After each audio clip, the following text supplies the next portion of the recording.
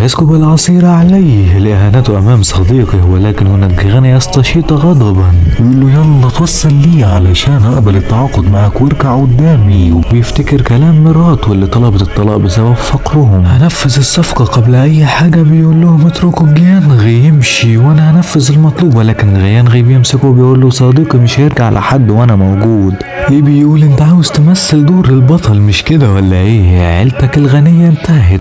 وبيضربه، ولكن جيانغي بيكسر الزجاج عليه وبيقل أدبه، ولكن جيانغي بيطلع الكارت الأحمر وهو بيركله وبيقوله ده اتجنن رسمي، ازاي يضرب شخصية مهمة زي دي، محدش يرضى يشغله بعد كده، وبيتوعدوا بالانتقام وجيانغي بيدوس عليه وبيقول له انت فاكر علشان نجحت وبقى معاك فلوس انت ممكن تدوس على الناس؟ ده مستواك الحقيقي عند نهاية آخر جزمتي، ولو عاوز تنتقم مني عاوزك تسمعني كويس. السنين اللي فاتت انا كنت اقدر اسحقك، ولكن بعد 5 سنوات من